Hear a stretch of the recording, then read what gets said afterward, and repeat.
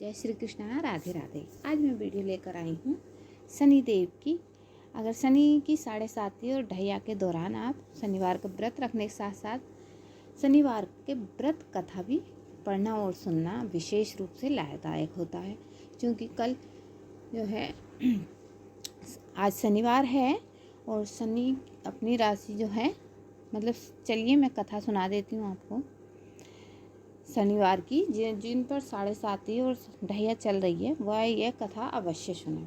एक बार की बात है, सभी नवग्रहों यथा सूर्य, चंद्र, मंगल, बुध, बृहस्पति, शुक्र, शनि, राहु और केतु में विवाद छिड़ गया कि इनमें सबसे बड़ा कौन है। सभी आपस में लड़ने लगे और कोई निर्णय न होने पर देवराज इंद्र के पास निर्णय कराने के लिए पहुंच गए। इंद्रदेव घबरा गए और उन्होंने निर्णय करने में अपनी असमर्थता जताई, परंतु उन्होंने कहा कि इस समय पृथ्वी पर राजा विक्रमादित्य हैं, जो कि अति न्यायप्रिय हैं। वे ही इसका निर्णय कर सकते हैं। सभी ग्रह एक साथ राजा विक्रमादित्य के पास पहुँचे और अपना विवाद बताया, साथ ही निर्णय के लिए कहा। राजा विक्रमादित्य इस समस्या से चिंतित थे, क्योंकि वे जानते थे कि जिस किसी को भी छोटा बताया वही क्रोधित हो उठेगा। तब राजा को एक उपाय सूझा। उन्होंने स्वर्ण, रजत, कांस्य, पीतल, सीसा, रांगा, जस्ता, अभ्रक और लोहे से 9 सिंहासन बनवाए और उन्हें इसी क्रम से रख दिया। फिर उन सब से निवेदन किया कि आप सभी अपने अपने सिंहासन पर स्थान ग्रहण करें।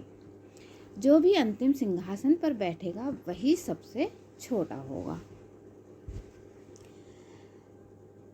इसके अनुसार लोहे का सिंहासन सबसे बाद में होने के कारण शनिदेव सबसे बाद में बैठे, तो वही सबसे छोटे कहलाए।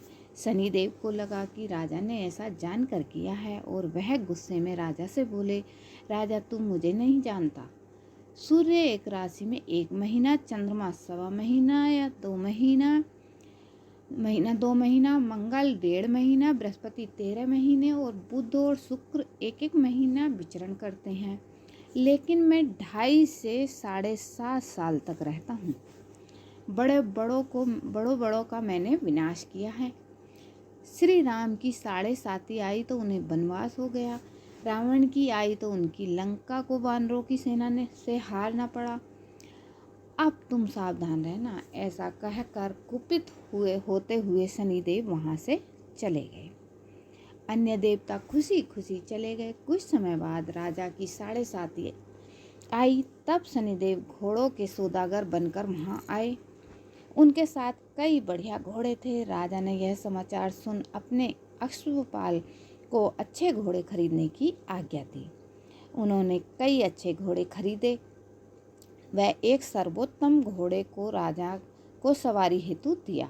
राजा जो ही उस पर बैठा, वह घोड़ा सरपट वन की ओर भागा। भीषण वन में पहुंचे वह अंतर्ध्यान हो गए।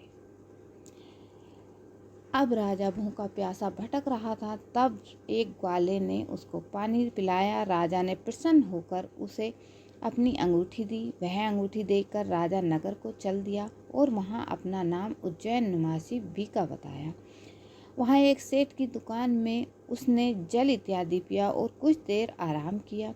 भाग्यवश उस दिन सेठ की खूब बिक्री हुई।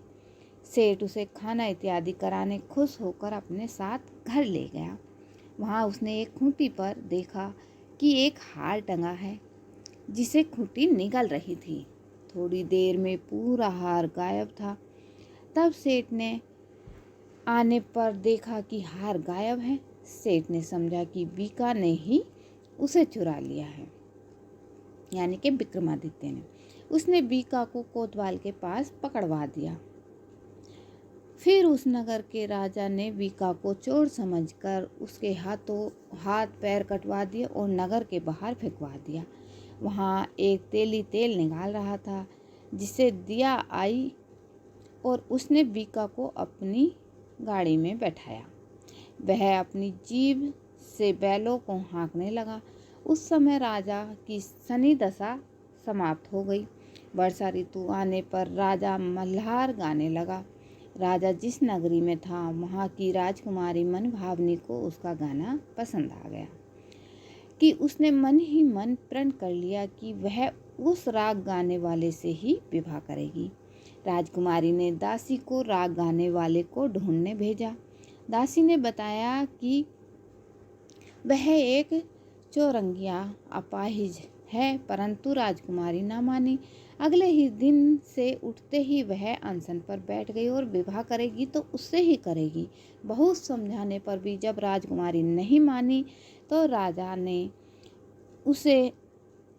राजा ने उस तेली को बुलावा भेजा और विवाह की तैयारी करने को कहा। फिर उसका विवाह राजकुमारी से हो गया। तब एक दिन सोते हुए स्वप्न में शनिदेव ने राजा से कहा, राजन, देखा तुमने मुझे छोटा बताकर कितना दुख झेला है। तब राजा ने उनसे क्षमा मांगी और प्रार्थना करते हुए कहा कि हे शनिदेव, जैसा दुख मुझे दिया है किसी और को ना दें। शनिदेव मान गए और कहा कि जो मेरी कथा और व्रत कहेगा उसे मेरी दशा में कोई दुख नहीं होगा। जो भी व्यक्ति रोज मेरा ध्यान करेगा और चींटियों को आटा डालेगा उसकी सभी मनोकामनाएं पूर्ण होंगी। और शनिदेव ने राजा को हाथ पैर वापस कर दिए।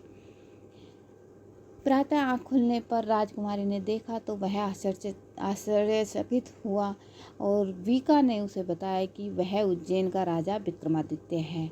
सभी अत्यंत प्रसन्न हुए। सेठ ने जब सुना तो वह राजा के पैरों में गिरकर क्षमा मांगने लगा। राजा ने कहा कि वह तो शनिदेव का क्रोध था, इसमें किसी का कोई दोष नहीं है।